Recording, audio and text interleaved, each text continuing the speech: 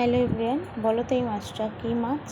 আমরা তরোয়াল মাছ বা ছুরি মাছ বলি, তোমরা কী মাছ বলো অবশ্যই জানিও। মাছটাকে ভেজে তুলে নিয়ে, এটা কী বলো তো, চিচিঙ্গা, আমাদের গাছের চিচিঙ্গা, মানে ঘরের গাছে চাষে চিচিঙ্গাটাকে আড়ে আড়ে কেটে নিয়েছি। কেটে নিয়ে আর এক সাইডে আমি শুক্তো বসে দিয়েছি, তুরুলের শুক্তো, পেঁপে ও তুরুল দিয়ে আর তেলে নিম পাতা কটা দিয়ে আর ঢেলে দিয়েছি, দিয়ে ফুটিয়ে নামিয়ে নিয়েছি। এদিকে পেঁয়াজটাকে ভালো করে ভেজে নিচ্ছি।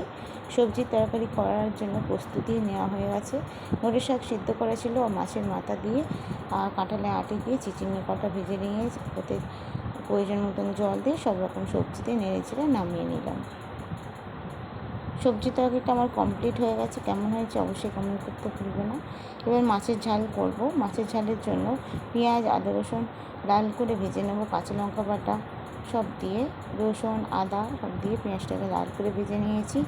নিয়ে লঙ্কা গুঁড়ো, হলুদ গুঁড়ো, জিরে গুঁড়ো, প্রতিদিনের মতন সব রকম মশলা দিয়ে ভালো করে নেড়ে চেড়ে তেল ছেড়ে গেলে প্রয়োজন মতন জল দিয়ে মাছ কটা দিয়ে ধনে পাতা চড়িয়ে চাপা দিয়ে নামিয়ে নেব। এইভাবে মাছের ঝাল করে খেয়ে দেখবে, খুব সুন্দর লাগে। আর তোমরা কেমন করে রান্না করো অবশ্যই কমেন্ট করতে ভুলবে না। তো আমার আজকে রান্না কমপ্লিট। শুক্তো, মাছের ঝাল, তরকারি কেমন হলো অবশ্যই কমেন্ট করতে ভুলবে না। শুভ দুপুর।